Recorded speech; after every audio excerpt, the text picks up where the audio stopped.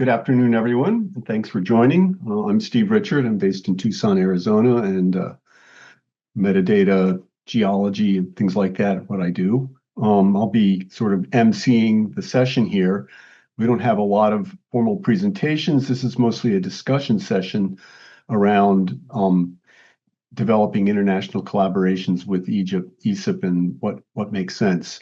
And the plan currently is we'll start with a summary of this morning's session for those of you who weren't there, and then move on to a group discussion looking at the questions that are currently posted on the screen there. And there's a link to the notes in a bit.ly at the bottom of that part 2 screen, and and Leslie has also pasted it in the chat. And we invite and encourage everyone to put any thoughts they have about this or comments in the notes document, so we have a record. And with that, I'll turn it over to you, Mark, for a brief summary of this morning's session. Thanks. Okay, thanks, Steve. Yeah, Leslie asked me to do this about 30 seconds ago, so this is very much off the cuff. I put the slide deck from session 1 in the chat, and so that I think that provides a good summary. Basically, Leslie introduced the scene. I provided some background and sort of what the board's been thinking and just some personal thoughts. Carl Benedict provided information on our ESIP's relationship with GEO, the Group on Earth Observations. We've been doing that for some time. Leslie talked about our connection to RDA. Manuel Schuding talked about ESIP in Europe. I thought that was actually really interesting. There's some possibilities there. And then Leslie summarized what's been happening in, oh, there it is, Australia. So I think the short takeaway is that ESIP was established initially as a US-focused organization. It was in response to an Academy review of NASA data centers. And so it's always been funded by the US federal government. First NASA, NOAA joined shortly thereafter, and then later USGS. It's always been broader than the government. Involves academia, the private sector, et cetera, but it's always been fairly US focused.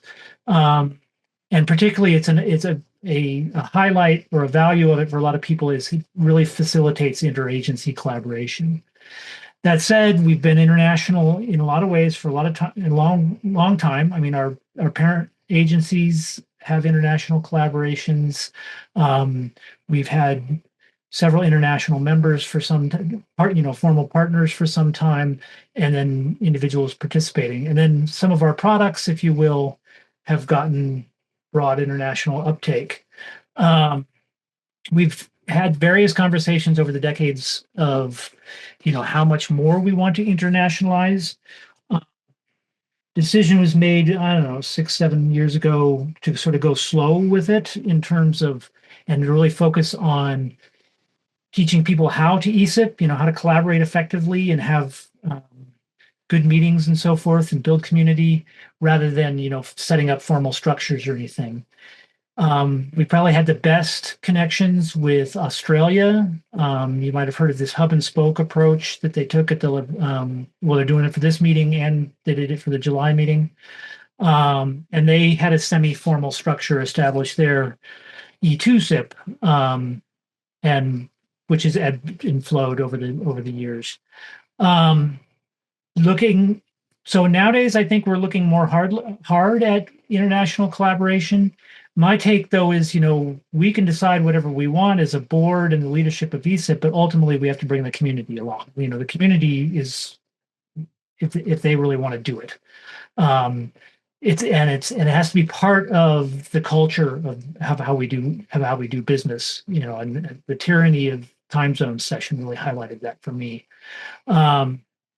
And so, but there is, I think, some level of interest and on multiple sides, not just from the US side, but from others as well. I think the connection with Europe looks like the most promising, but also maybe one of the more complex in terms of where to make the most effective connections. And then I think just the bottom line is it really all comes down to people.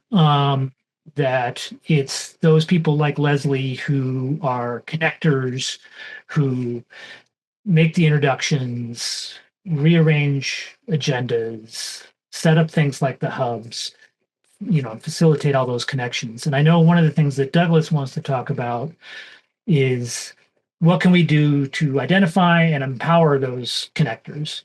Do we want to have some sort of like connectors group? Because they're the ones that really make this work. And that's they're the culture drivers, if you will. So that's my off the cuff summary from earlier today. Steve, Leslie, Emmanuel, if you want to add anything, please. Thanks, Mark. What I'm going to do now is switch over to our notes document here and try to make it a little bigger so people can read it if they want. Steve, weren't we going to do the bit on co-data? Oh, right. Sorry. Oh, right. Sorry. Too much going on. Yeah, so we've been building relationships with CoData. Simon Hodson, the executive director of CoData, was originally going to be here, but he couldn't make it. So, for a reason I don't actually know why we didn't have any sort of formal relationships with CoData for some time. We've had one with WDS for some time and the World Data System, and various other international organizations. But Susan Shingeldecker, the previous executive director, had started this conversation, and then Simon and I agreed to establish an MOU, and then also CoData is going through our partnership process, which is reviewed by our partnership committee and our board. Honestly, I think it's a no-brainer, but we're going through the process. But meanwhile, so we have this MOU. ESIP is now a formal voting member of CoData. And CoData will become a formal voting member of ESIP. In the MOU, we identify a few areas that we see collaboration. I think chief among them is scienceonschema.org and its connection to the cross-domain interoperability framework, which came out of a CoData RDA initiative. And there was a great session on that Steve led earlier this week. So I think that's a focal point. There's several other points of connection. I think another asset that CoData can bring to ESIP is connections to the broader world, and not just Europe, but they have great connections in Asia and Africa. And I think what ESIP can bring to CoData is ESIPing, how we do business, which is different from many international organizations. So yeah, so we now have a formal relationship with CoData, and we're happy friends, and we look forward to future collaboration. Yeah, Leslie. I'd just like to make a comment, because again, we discussed this in the earlier one, that ESIP also has a formal relationship with RDA, in that you're on the organisational board, and you have a connection formally also with GEO. Right. Those are more one way. I mean, we are an organizational member of RDA. We pay dues. They don't have necessarily any sort of formal affiliation with us. GEO, we're a participating organization in GEO. Our voice is brought up to GEO. Doesn't necessarily go the other way, although there was that sort of diffusion that Carl was talking about, but there's not the formal two-way street. CoData is really a formal two-way street. Okay, so again, that's something worth thinking about. But I guess I just want to come back to the lower level. You have a connection with GEO and RDA, and you think about that. So GEO, as we said earlier, is a connection of the government agencies around the world. RDA connects the research groups, the research infrastructures, research data. Although it is, as we mentioned earlier, very like global north connected, it's very US, Europe, Australia centric. By you connecting to CoData, you're bringing in another dimension, because, as we also said, co-data is shining in Africa and in Asia, and it's also starting to make connections in South America. So it's kind of the global south. So I guess another way of putting it is through these connections through those groups, you're pretty well positioned to target a lot of earth science groups, both in government and research, global north, global south, that are working on data as a consequence of those partnerships. I'm just putting that on the table. I don't know whether people will agree with me. Makes sense. And I think So, oh, go ahead. Okay. Yeah, I think in December there was a National Academies meeting in Washington, D.C. that's talking about Earth observation storeships. And in that conversation, people brought up the limitation of geo in some ways because of the kind of limited to the government related agencies, and in the earth science domain that right now we actually see a rapid increase of private sector players in that as well. So I think having like some of those like government organization focused organizations have certain limitations of bringing the newer voices coming into the community as well. So I want to flag that, and I'm not sure about the private sector's involvement in Europe or Australia in RDA or other related activities. So I guess starting looking at the questions here, I mean, what are the useful kinds of international interactions that we could be thinking about? And Steve? Oh, yeah?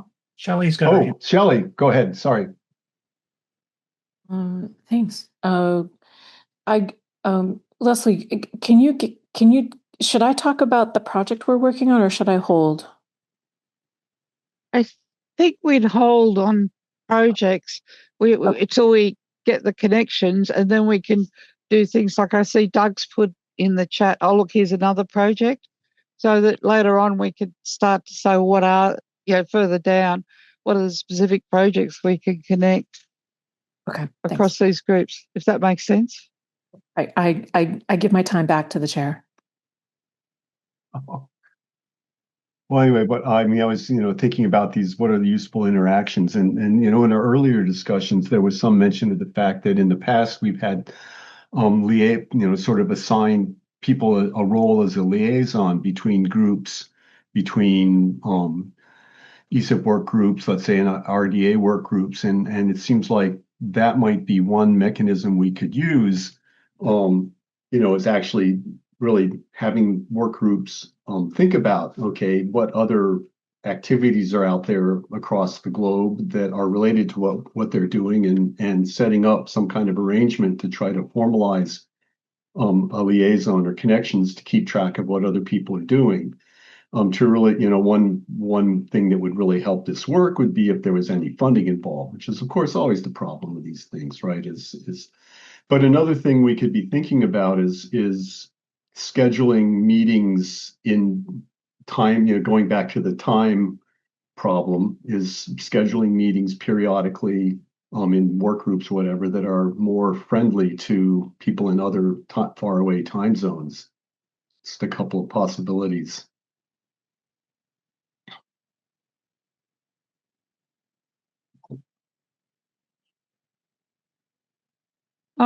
Before we go any further, what I've done is Steve taken your 5 questions and separated them out in the chat, so people can, if you think of something, put it in, and as we progressively work through it, we can come back to that point.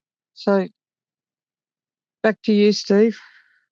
All right. Well, at this point, I'm at the mercy of you guys. Anybody have any thoughts or comments or suggestions on any of these questions? What is the most, what kind of connections are useful? What is the most useful sorts of collaboration? I know from my personal experiences that, typically I've been involved with international activities through projects that I'm working on, with either, generally with project related funding that support me having time to participate in those. And ESIP has provided a really good arena to get people on these kinds of projects together. Because not only then do we can do interesting project related stuff, but ESIP just in general is a good networking opportunity. So you can kill two birds with one stone. But that's kind of a very personal oriented benefit.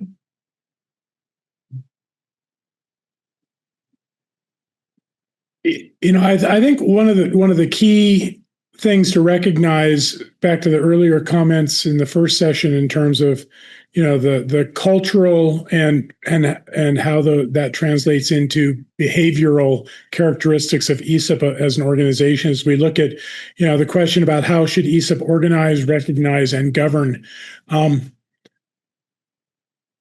Given our longstanding vote with your feet model and very much bottom up approach, organize and govern, those are two challenging areas for ESIP as a community and administratively, because those are typically not the ways in which we interact and support the community as much as enabling, facilitating, providing a venue for the community to do what it identifies as its priority work. So I think that's an important sort of cultural reality to recognize for us, where I think another dimension, and this relates to the quantitative evidence question, but I think it relates to this one in terms of perhaps adding facilitates to organize, recognize, and govern, is developing capacity to capture information about how the community is already engaged with, or is interested in engaging in international exchanges and collaboration, so that we can better understand and better support the community, and potentially as a product of that, identify areas where ESIP organizationally can enter more structured relationships, like the one that we're just going through right now with CoData, but also being able to do work that is well aligned with the facilitative and enabling work that we do organizationally for the members of the community. And as if the community grows domestically or internationally or globally as a result of that, that's great. But keeping the eye on those that brought us. Thanks, Mark. Yeah, Carl said everything I was going to say, that organizing and governance is not really where we focus. It's more on facilitation and the whole culture question that I brought up in the first session. And to that end, I think an effective way, we closed the last session, but we didn't really get into it, is what else is going on. Maybe we should hear a little bit more about that. But also, I think, in so much as the 11 of us can decide, because we can't decide for the community, as Carl just pointed out, what are some key focal points? What are a few things that we can work on that would have impact and international buy-in?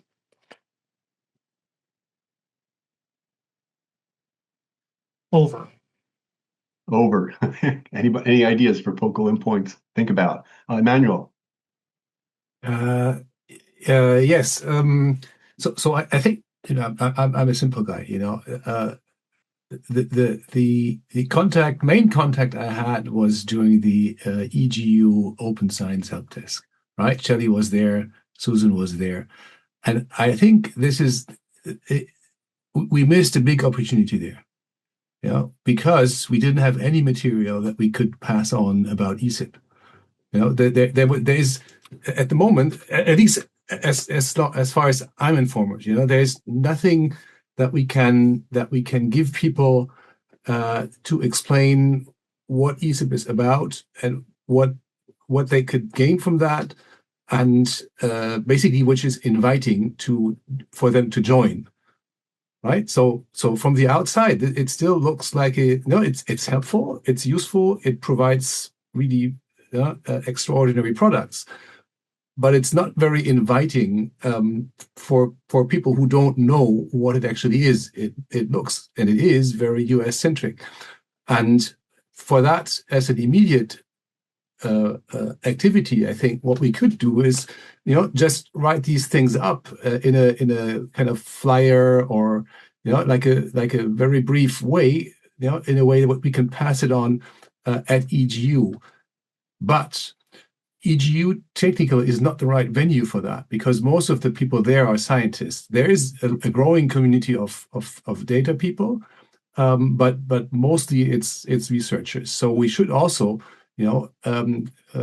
take a look at the data workshops and conferences, where some of us go, not all of us, but some of us go there, and basically use the exhibits we have, because in Helmholtz as HMC, for example, we have exhibits at some of these conferences, and I'd be happy to take material and promote ESIP there as well. Also because it's a role model for other disciplines as well. I mean, think beyond, earth science, like material science, biologists, they all have the same problem, and this ESIP is an excellent example also for them, how we organize that, so. Just taking a look at how we do outreach, I think would be a great step forward. It would help us also to promote that in Europe, of course.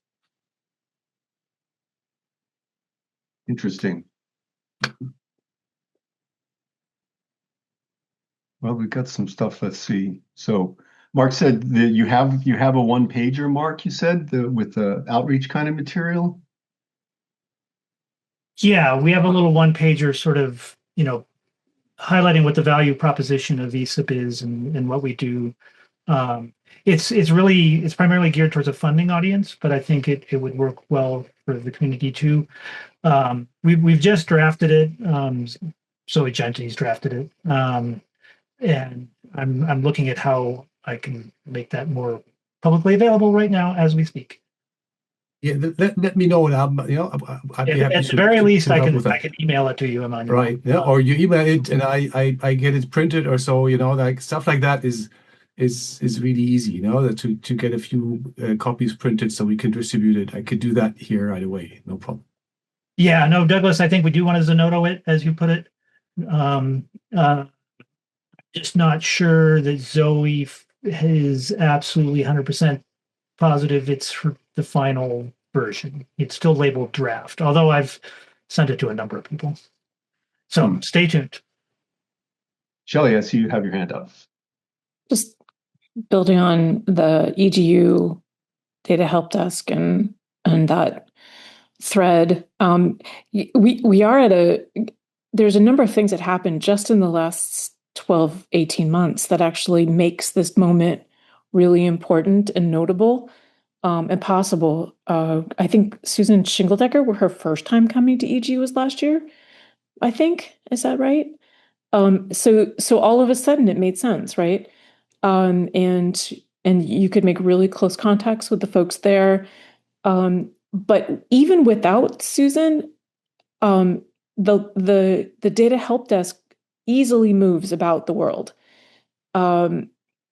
The thanks to Jens Klump and Philippe Courtil, who's the executive director for EGU, they recognize the importance of having a community-supported data help desk and provide the booth. And in early years, they actually provided an intern kind of person to help be there at the booth for free, which is brilliant.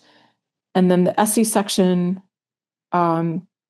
organizes the people And just recently, Chandra Earl from the new cluster in ESIP has been coordinating. We just had a meeting a few days ago, coordinating to support the work that's happening there. So giving them even more capability. And the ESIP logo is there. The AGU logo is there. I think that's because I keep showing up every year. And the EGU logo is there. The booth also goes to JPGU. It is very scrappy there. JPGU also gives a booth, the space for free. That one is much earlier in its development. Last year was its second year. This year will be its third year. Most of the questions still are, why are you here? But they're getting there. They're getting there. So it's a really neat place where we're all learning how to work together and support a common goal. And then the booth goes places AGU doesn't go, which I think is fantastic because ESIP is so unique. Leslie. I'd just also like to put on the table, which I think is the elephant in the room. And I know people were very vocal about it when we ran a similar session in the January 2023 meeting. And that kind of goes, if you scroll down to dot points 4 and 5. And that ESIP has been very powerful. And I'm thinking of SOSA.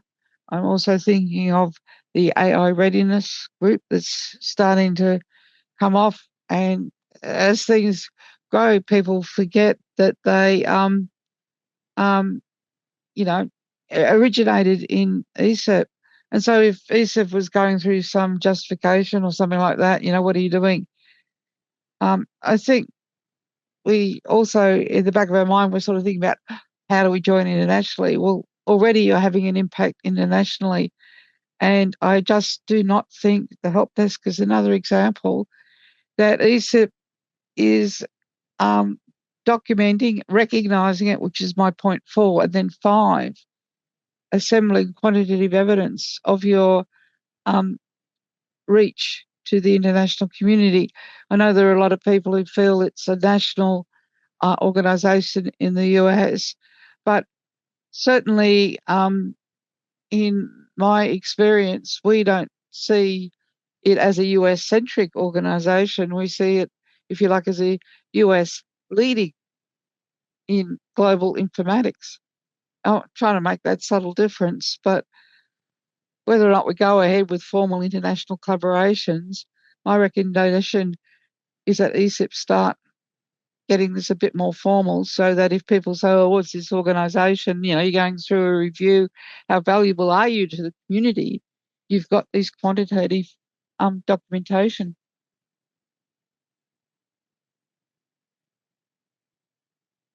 Do we need to think about how we position ESIP with respect to RDA in that kind of framework?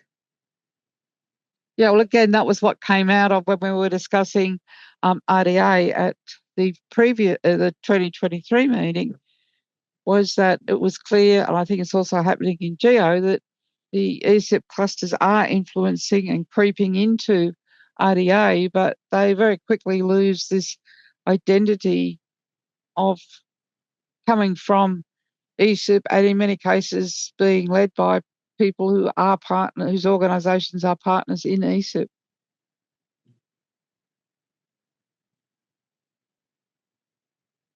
I'm sorry, I just sort of think broadening this out to the topic of ESIP International beyond, what should ESIP do internationally? I think it is recognising you're already doing something. You're punching above your weight.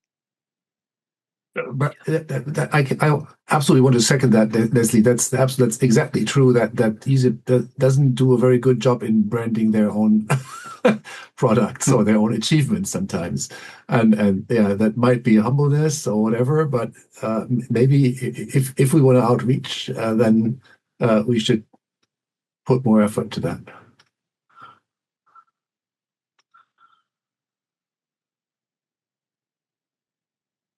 So how do we do that?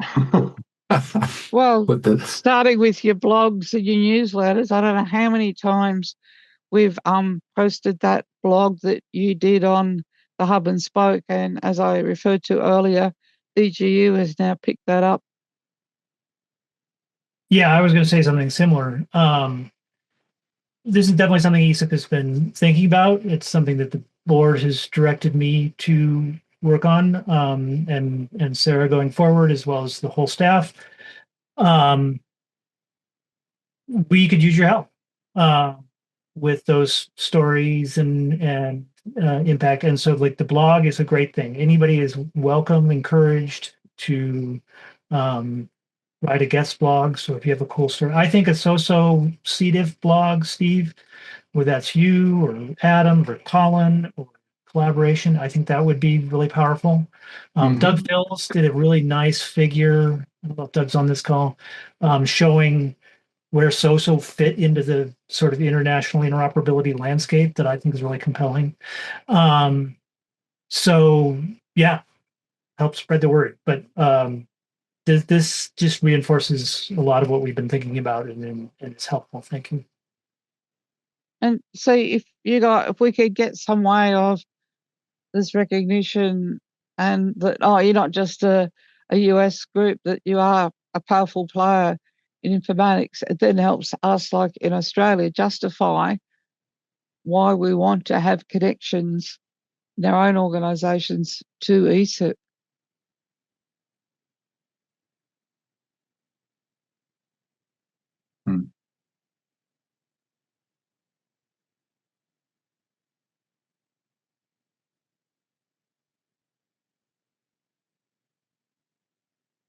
So just in terms of this point 6 here, formal informal governance, including ambassadors. What was the thinking around this ambassador idea?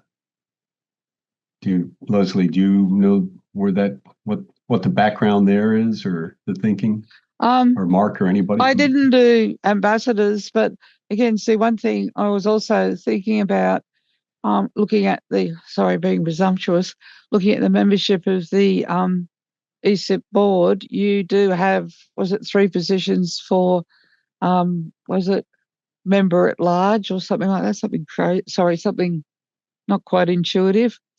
I don't know whether it meant large being a large person or what, but I was one of those people on the board, and I think I might have been the first international one, but it's more asking, with that, a board position or one of the ambassadors at large being deliberately chosen to be from these international connector groups. I don't know whether that's being a bit presumptuous. Not necessarily. So first off, I prefer to call it a connectors group. Ambassador has a bit of imperialism to it.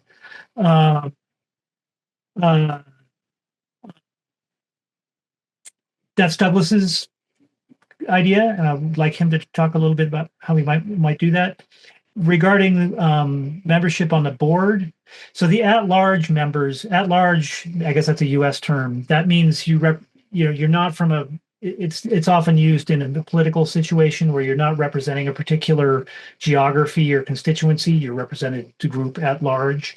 So we have 2 at-large members of our board, and our board is elected by our partners, the organizations that are formal partners of ESIP. Really, who gets elected is who gets nominated. Sometimes we have competitive races, sometimes we don't. So, but this is definitely something we can carry to our nominations committee to say, hey, look broadly internationally for at-large board members. And of course, the other board members are typically committee chairs. We have several committees, and there's nothing stopping any of you from wanting to become chair of the IT&I committee, Internet Interoperability, Information Technology and Interoperability, or the Stewardship Committee, or any of those. So, yeah. So I don't think that's presumptuous, Leslie, but I don't know that we could do it like designate this is our international rep. That would be a change in our governance, which we could do, but that would be more that's ponderous. Carl, do you have your hand up? Sure. And I would add that because, one of the challenges that we have in the ESIP board and the traditional operation is that unlike many boards for nonprofits, we don't have the traditional fundraising expectation of the board members that others have for their boards. But back to potentially looking at updates to our governance documents and essentially our job descriptions for board members across the board, no pun intended, might be that, an explicit statement about the expectation of serving as a representative of ESIP in venues where it would be useful or beneficial to the organization. This would be an extension of the sort of minimum standard of the various fiduciary responsibilities and the various conflicts that board members are expected to avoid. This is more of a positive expectation in terms of serving as a representative of ESIP in venues where it would be beneficial.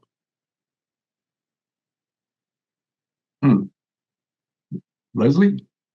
Okay, just another point on governance. A couple of issues. Maybe we need to get more established in what we're doing internationally, but kind of protecting the brand name of ESIP. Like, when can you say you have an association with ESIP? Like, if someone's just a member of a group, does that officially mean that this is setting up something between ESIP and whatever international group there is? I do know we had an example, this is a few years back, where someone took outputs from an ESIP cluster to CoData to form a CoData working group, and Erin Robinson at the time was ED and she didn't even know about it, like no one had asked. And so it's kind of that protecting ESIP. And the other aspect of governance is probably going back again to the board itself, is that let's get our discussions a bit more advanced, but if we do start to set up these formal agreements with other groups, how does the ESIP board kind of govern and manage those? Maybe I'm getting too bureaucratic in my old age, but it's just a couple of things I'd throw on the cards for if you do go international. Mark?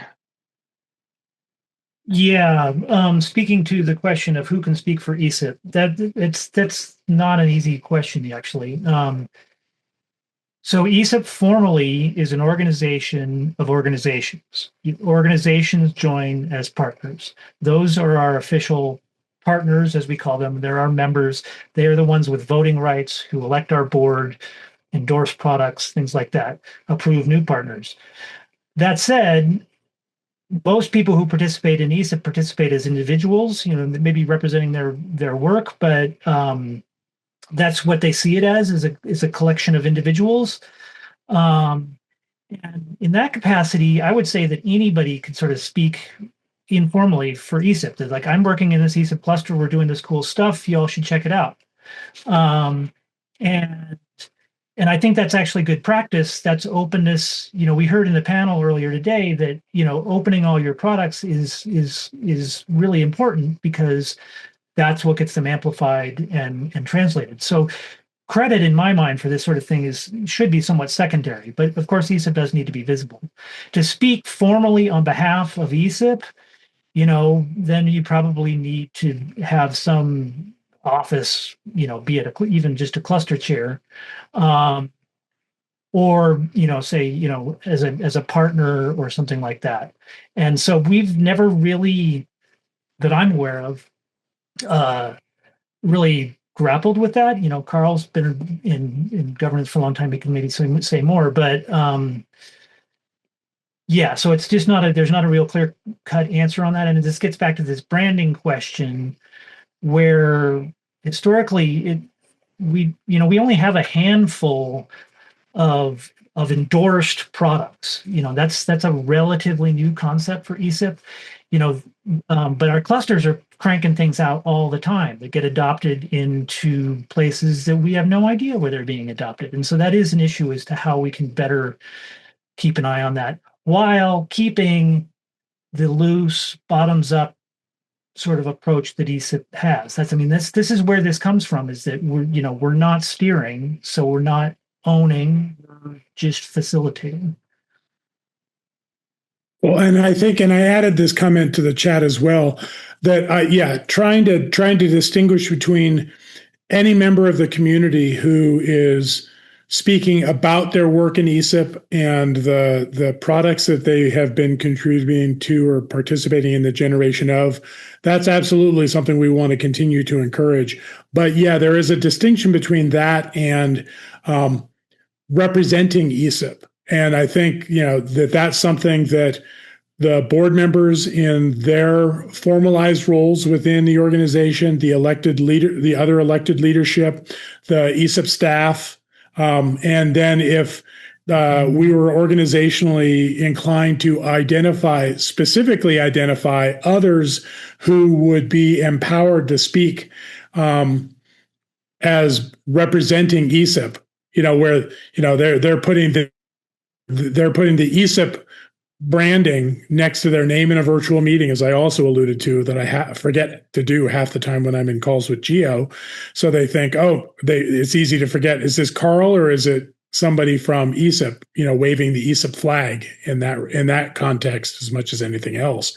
But yeah, being able to have a clear understanding of those designations and then empowering those who do have those designations to do so.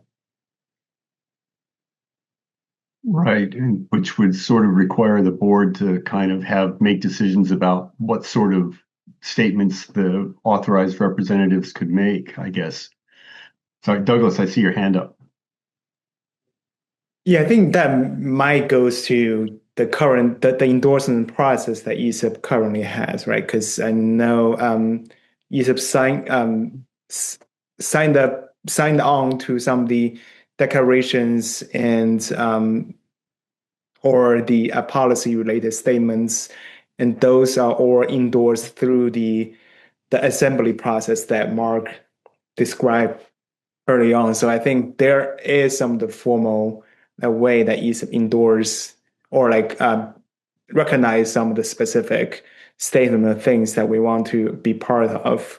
And going back to Leslie's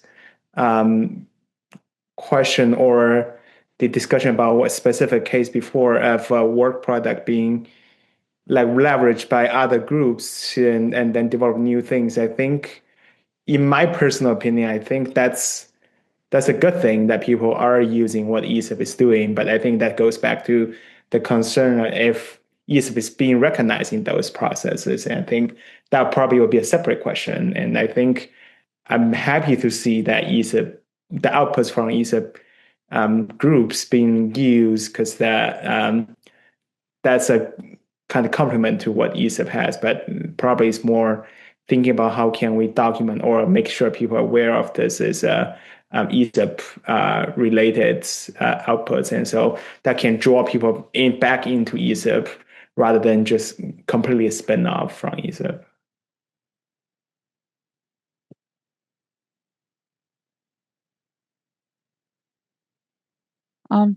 Just going back to the products, I see Mark. So that's the question of ESIP getting credit for what it started. The formal products have DOIs. I guess I think you have them listed on the webpage, but how buried are they? I guess I'm trying to say I think you're losing out on opportunities if you ever have to prove your value.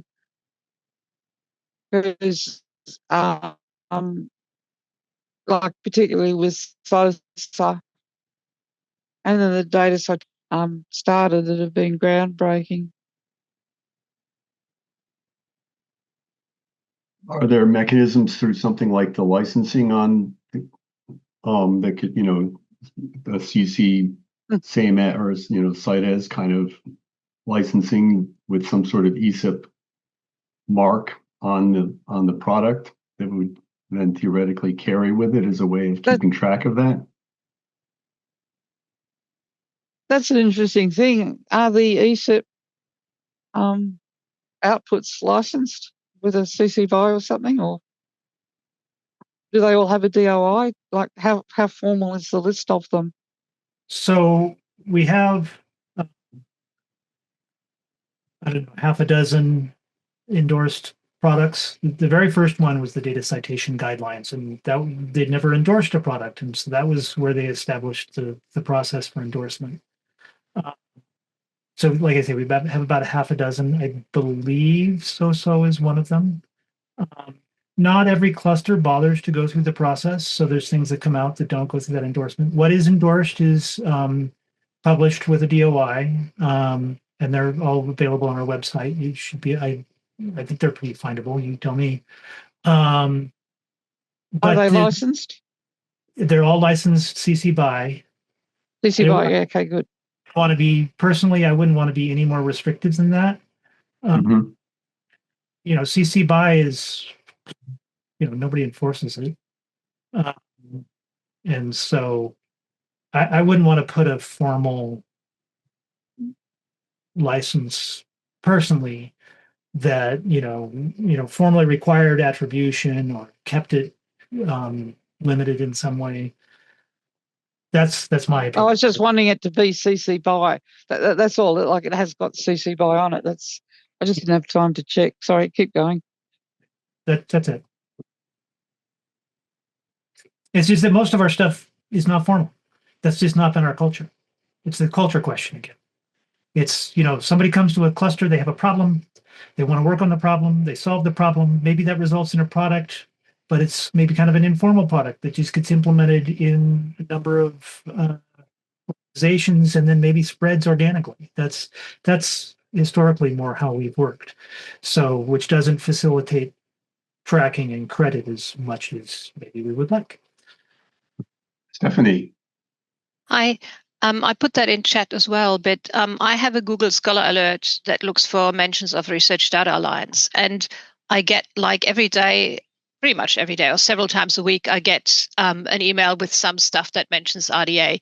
And a lot of the time, that's not necessarily any mention of formal RDA products, the things with DOIs or anything like that, but it mentions, we've worked with this particular group, or we've looked at this particular model or whatever.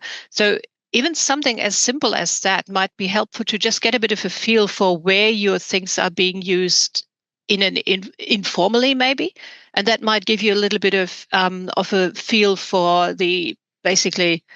How many people actually use it that you may not even know about. So the RDA pops up in domains where RDA doesn't do anything, but they've still looked at things from the RDA and either made use of them or considered using them or whatever, or have been part of groups. So that might be a helpful, simple thing to do.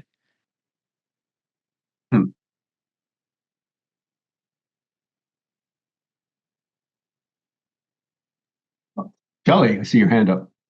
Yeah, I was going back to what Mark was saying about when ESIP comes to a point where they have something tangible, it solves the problem and folks move on.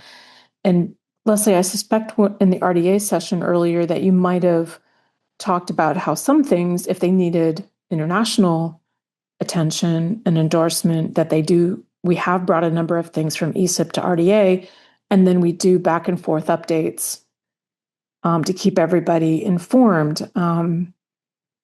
Although the complex citation object didn't have a particular time through ESIP, it was part of an AGU town hall where a lot of ESIP folks were, and they participated in the effort, and then it hopped over to RDA, and we gave updates just this week. And then you, Leslie, working with Aaron and Susan and such, have very intentionally named working groups ESIP/RDA in order to identify these combined efforts. But Leslie, those are your stories to tell. So I'm going to pause. Yeah, Shelley, we did. Okay. Yeah, no, we did it. But one thing I actually said that I have slipped up badly on in the last year or so is I used to, with the ESIP newsletter, or whatever you do, your weekly newsletter, when we were formulating our sessions for ESIP, put out a call. If you want to highlight or advertise your cluster, we will give you a 5-minute in our lightning session. So again, I've got to remind myself to be a bit prompter at doing that. And yeah, Douglas, you can have a 5-minute in the for the AI Ready cluster if you wanted in our virtual plenary. Do that. Sorry, I just keep nagging him because I've been nagging him and Sosa for 2 years or more to come and highlight. And I think that's the important point is it helps, this recognition of ESIP and what it does. Did you share with everybody earlier the morphing of the IG to the community of practice? Yeah, I said we have morphed now from the IG to the community of practice, and more importantly, we now have a broader representative. We haven't yet got a chair from Africa, but that's not through lack of trying. We'll get there. Importantly, the community of practice is quite is a different kind of animal for RDA. It is not unlike an ESIP where all of where other organizations come together to work, and it is very new. There is quite an opportunity to shape how that works, and I'm really hoping that that we can work together, Doug and the ESIP leadership, on what that could possibly be. The heavy motivator for me is data resilience, is to have it really sit strongly in the community of practice. But there's a lot to discuss on that. So that's a tickle. But I love these conversations. I think these are really important.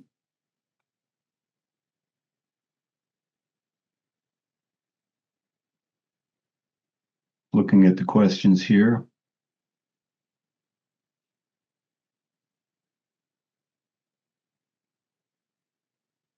Yep. We're ignoring the elephant in the room, which is probably we haven't got anything on 4, but can you go up to 1? Yeah. Question 1. Yeah. Oh, sorry. Question 2. Well, we've still got another 35 minutes, but yeah, it's what does these connections look like? And I think in the first session, I can't remember, I presented what the board was discussed in 2017, which was one, ESIP is just an international organisation. God, sorry, I'll just have to quickly. We could pull that slide up if you wanted. Okay, so it's slide 3. Oh, sorry, let me get back to the slide 3, yeah. So if you look at that, thanks. And yeah, this one. Yeah. So that was, and again, in the notes, I've put links to this board paper. And that, I think, summarises what the options are. It's primarily a US focused that, Australian or European people can join in, and we are. It is an international organisation. It is an international facilitator. And I think you're already in that role. As I said, now you've got these more formal partnerships with CoData, on connections to RDA and to Geo. But it's whether ESIP itself takes that additional higher level step that has strategic international initiatives. At the moment, it's more bottom up. It's just coming to you, and maybe because ESIP is a bottom up organisation, that's what you should be. But I'm just kind of wondering whether we might have a bit, which I think was question 2, just around that 3 variation. Well, those 4 variations. Oh. It's the board decision. So that's in my slides. That gives you a connection to all those papers. So if we go back to the notes, I think that's the identity crisis. So just to be clear, that paper, that white paper is almost 10 years old. Yeah. And the landscape has changed, and the board may want to reconsider it. At the time when I was on the board, we sort of opted for a sort of subset of two, where we were actively recruiting around the world, and then option 3 as an international facilitator. How that may need reconsideration. I guess I would sort of wonder what does being an international organization mean? I mean, given the current sort of funding mechanism, for how ESIP actually maintains itself business-wise, right? Which is, I think, still dependent to a big extent on some government agencies and the fees for meetings and things like that. As an international organization, wouldn't we have to have like board members from other countries and things like that, where funding would become more problematic? Is it realistic? Yeah, I don't know. I would not consider us an international organization. So when I said sort of subset of 2, it was more like more international engagement. But no, I would not currently consider us like formally an international organization. We have a number of partners from around the world, who are all free to nominate and participate in the governance, but it is pretty U.S. centric. So that is a dimension of the financial resilience that has come up in some of our internal conversations about the diversification of funding sources. And if our funding base were internationalized to certainly a greater extent than it currently is, that could possibly add some resilience to the organization.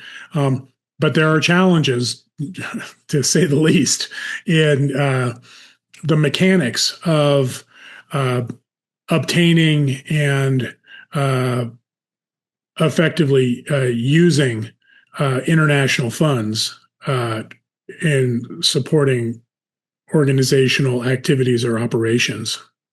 And that's where international partnerships may be a variation on that theme, as a way to help potentially underwrite targeted international collaborations.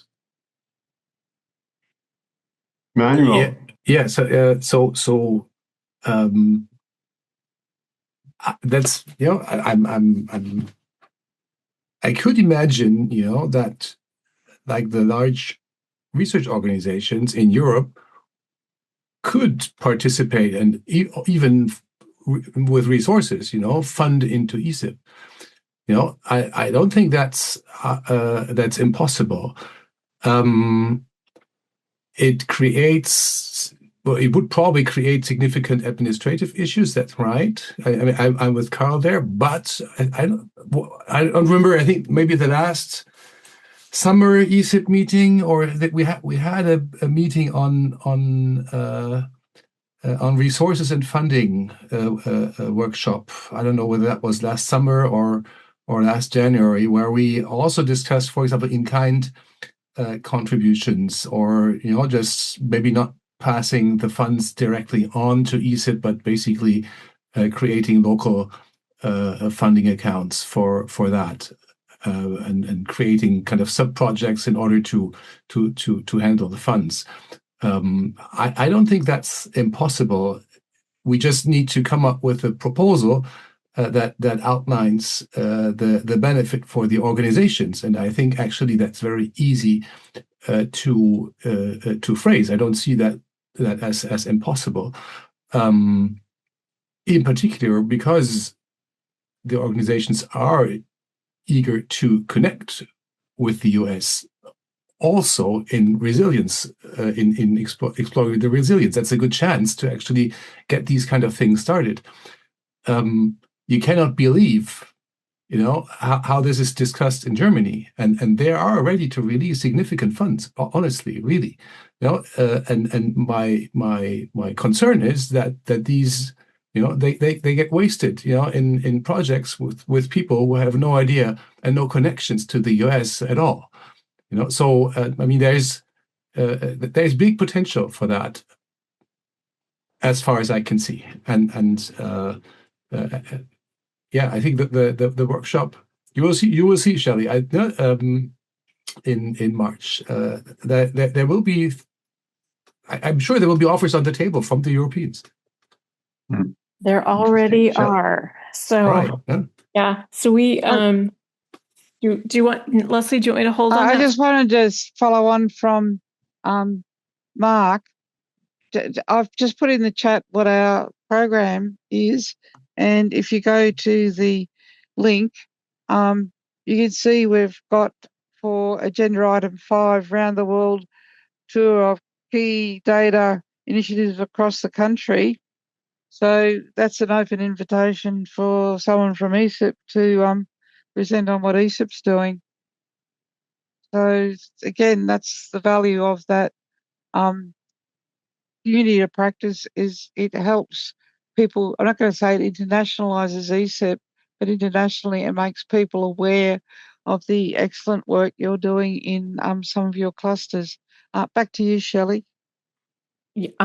Just some of you are aware that there's a meeting planned the week of March 23rd. It's all 5 days to bring together the global discipline repository community to work on the concept, to work on data resilience. There's a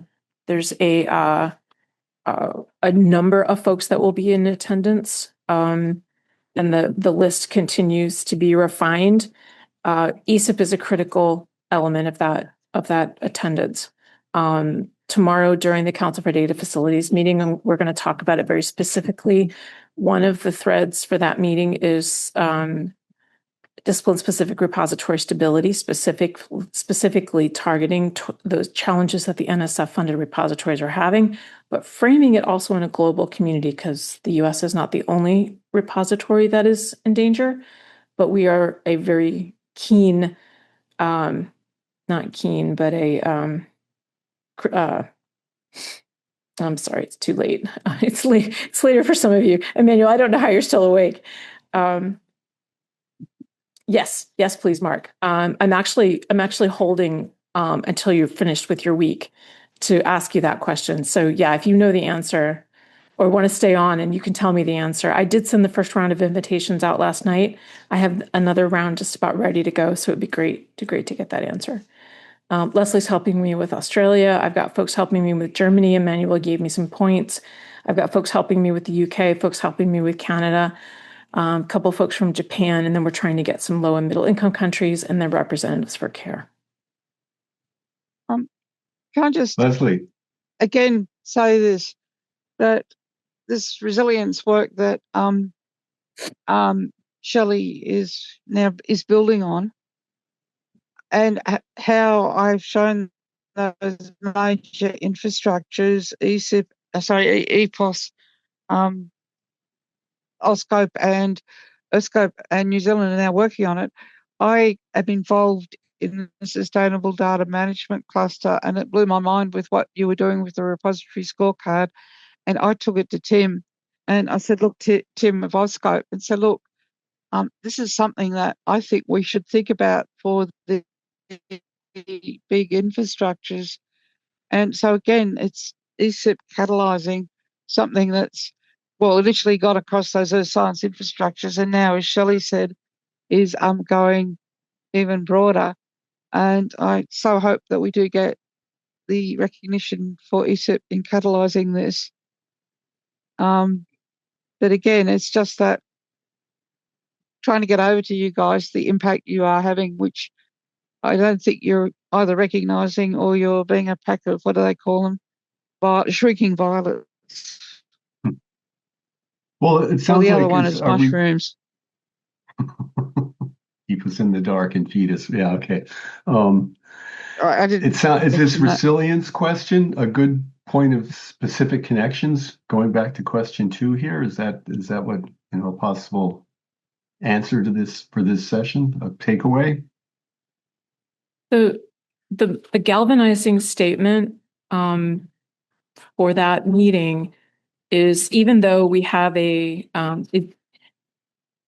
have an opportunity through a U.S. crisis to get the attention of a global community. And it makes more sense to me to build something our researchers need for future research than for us to band-aid a system that might not have been designed to do that 30 years ago, 40 years ago. So if we come with all of our issues, come with our history, we all will, and focus on what we want to have for our researchers, the way the data are interoperable, the way they're easy to be found, the way it's easier for them to be included in the proper repository, that we no longer have to worry about finding that repository. There's the countless hours of figuring out how to get the researcher to the right repository is ridiculous. If we can figure that part out, I think we're going to better position the ecosystem to answer those really difficult questions that they're doing today and tomorrow.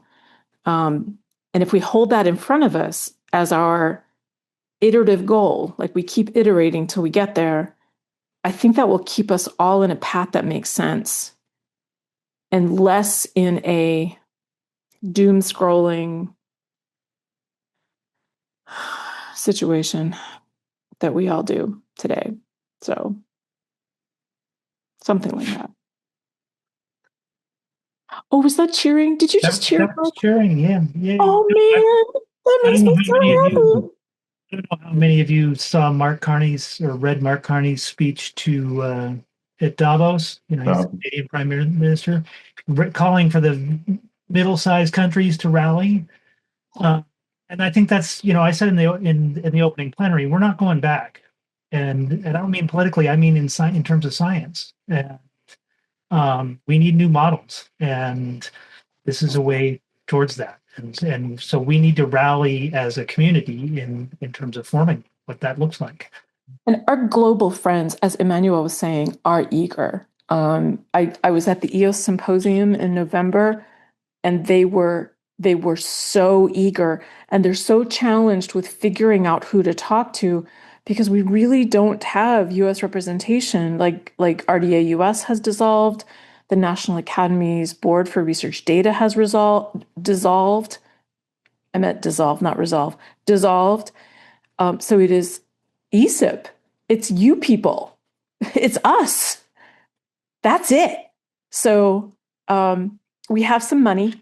We have some money to do this and to launch whatever we decide. We it's not infinite money, but it's a good amount.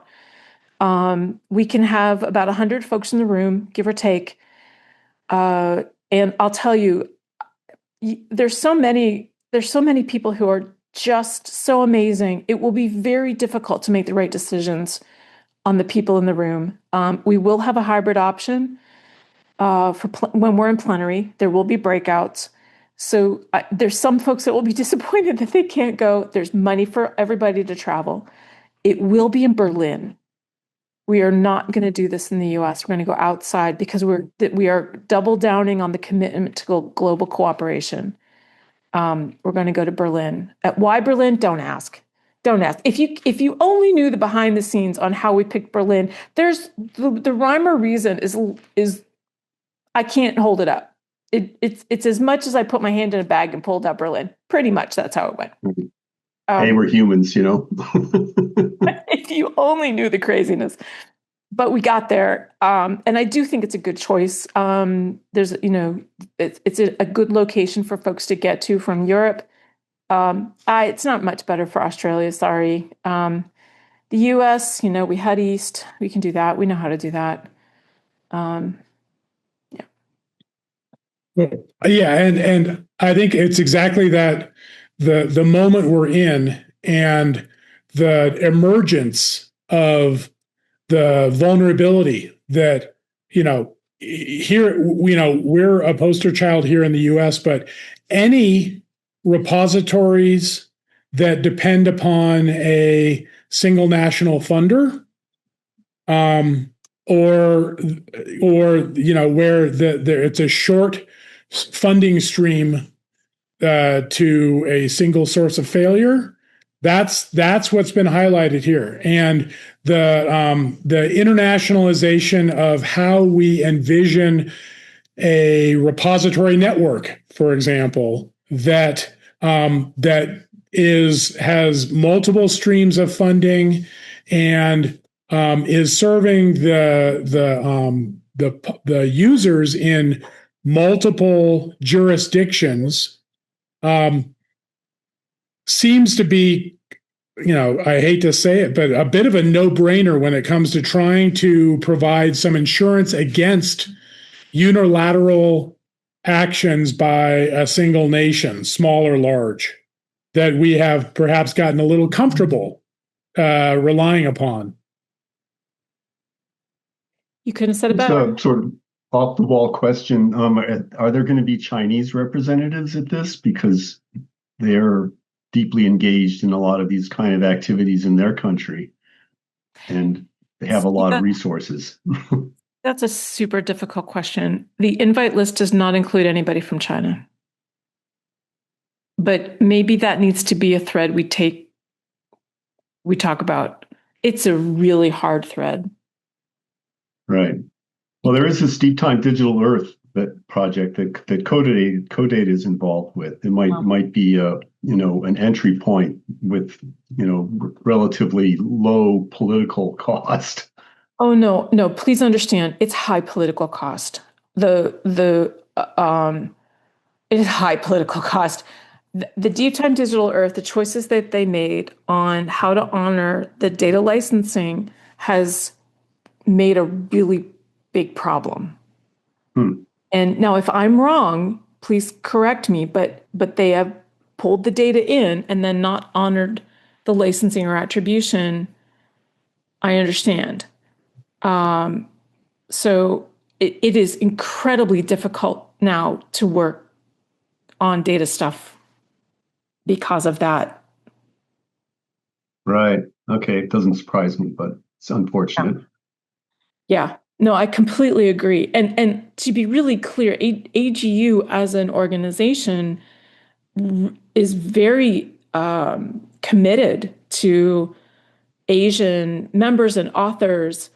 But whenever that project comes up, it grabs us by the chest because we're like, come on, China, what are you doing? You could have done something amazing there, but you didn't honor the licensing. And then as soon as you don't play the game, well, it's even worse than that. As soon as you do something that's internationally a bad behavior, now what?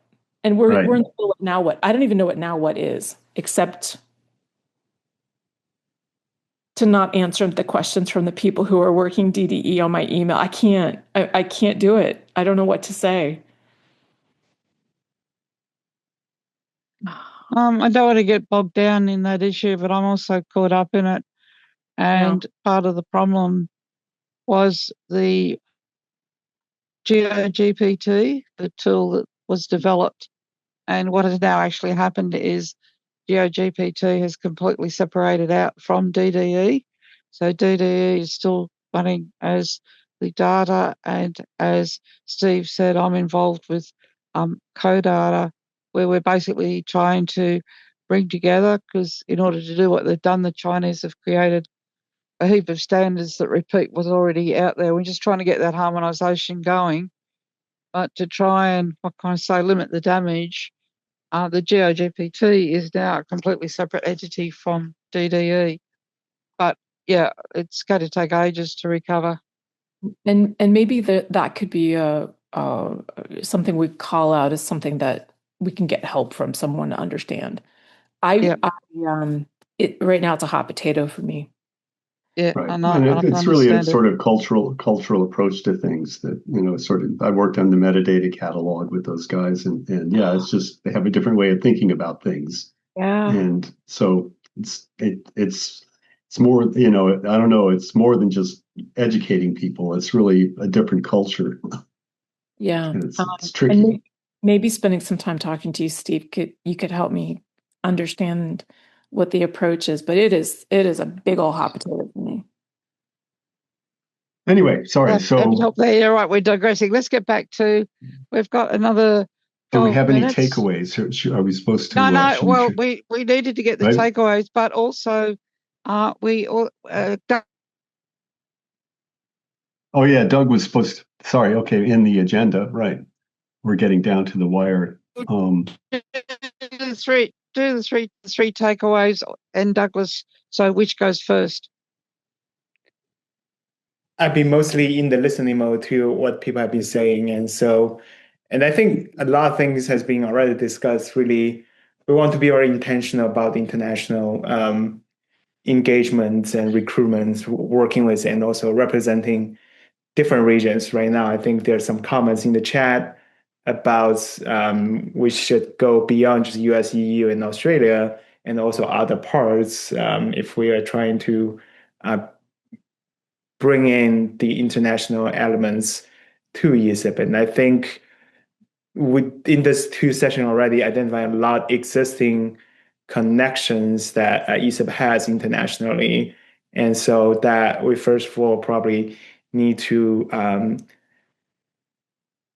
the idea that we have talked about the connectors or ambassador program that early on is really strengthening those connections, and then to first of all become a place where those connectors can help amplifying ESIP in the international platforms like in RDA or GEO, other groups, and also at the same time bringing other international elements into it, and thinking about the governance models, which that probably is going to be a more detailed conversation we need to have with the board on if we need to change specifically about the governance models with ESIP. And I think one of the things hasn't been discussed in the conversation would be where, because that's also something Mark and I talked about, is the program committee, which that's all a lot of those technical community leaders,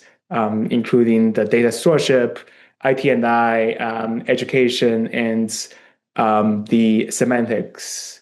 And so those are the groups that can actually have really strong connection already in the international activities. And so we should brought this international conversation to the program committee there as well to strengthen those elements of that. And I think those are a few things being thinking. I know Sarah has been on this call as well. I think there are a lot of things Sarah is probably thinking at the same time about what is her next step in the international elements of ESIP. Sarah, do you have anything you want to say after listening to this discussion?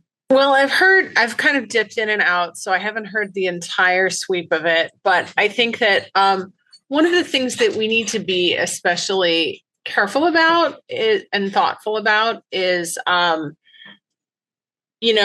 the positioning of our current funders. And so, sorry, my dog is excited that people are getting home.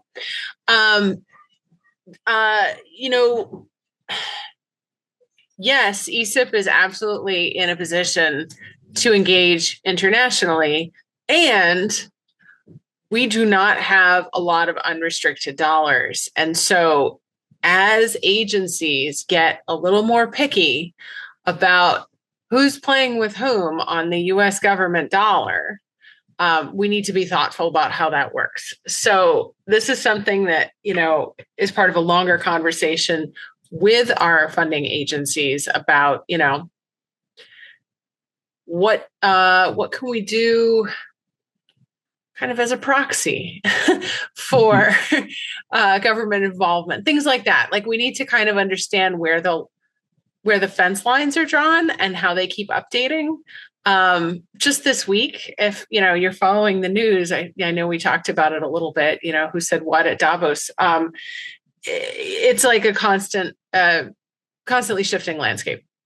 So, Shelley, I'm super, cognizant of all of those like goofy, international, like, well, guess what? Like, it didn't turn out the way that the ideal, setup was. And so that's really hard. However, a big strength is that we have so many scientists in the ESIP community who can help rep the organization one way or another. So I think there's ways to do it, but I think we also have to be really careful about how we do it, and also super strategic about where we want to put that effort, because the minute we show up, it's like it's a thing. I think the other aspects, I think Sarah touched on, is the funding. And I think ESIP is right now thinking about diversifying the funding models for ESIP as well, right? So that we have currently a task group that's being convened right now to look at what recommendations that group, it's a short-term group, going to make to ESIP board and Sarah think about how do we plan financially for ourselves in a more robust, sustainable way in the future. And I think international engagement should be part of that conversation, discussion. And we are also trying to be very intentional in setting up that groups. And I know Mark has been very intentional trying to find some of the outsiders, the unusual suspects in the ESIP participations, to give the advices on to the board and how we think about it. Yeah, and I'm looking forward to meeting with them. We have our first kickoff on Tuesday, but all that is to say, it's going to be a bit of a long journey to actually getting unrestricted dollars in the door that might give us a wider set of possibilities. So that's the thing. It's like, how do we participate for the time being and set ourselves up for the future? So that's, yeah, those are some of the things that are kind of front and center in my mind right now.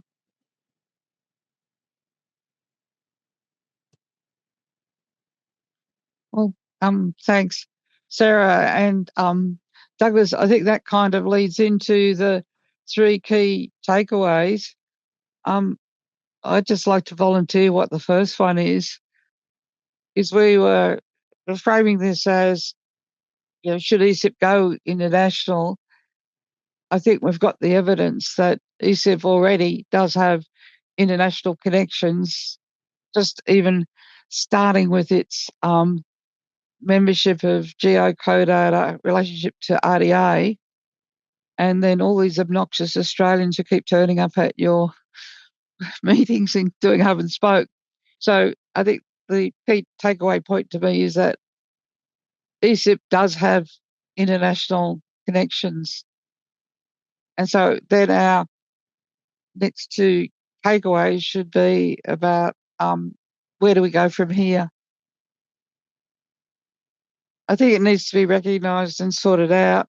So key takeaway 2 would be, where do we go from here? But I think the other thing that's coming out to, sorry, I'm probably don't mean to fill in all three. I'm just putting these forward as a suggestion, that ESIP has been very influential in the data community internationally, but you're not, as an organisation, you're not quantifying it. And if ESIP were to go under review, it's recognition of ESIP's impact and influence internationally.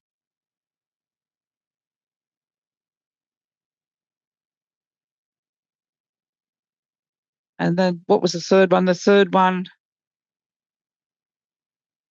is where does ESIP go next? Which is kind of throwing it back to the board, because I feel that what we tried to do in these two sessions was round up members and partners and where they're at and what they're doing. So I guess this key idea 3 would be over to the board. I hope you don't mind me doing that.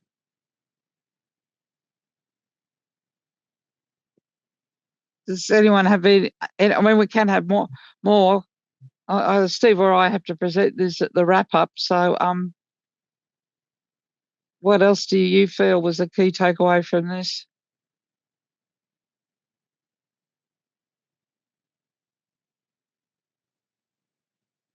Don't all speak at once. Can we say that this data resilience question is a potential good focus point for international engagement that we need to pursue? It might be something that we'd have a unique, specialty in. Sadly. Yeah, I agree. Both in terms of expertise and experience, because that's it's certainly a high area of knowledge and technical skill and diversity of experience that the ESIP community brings.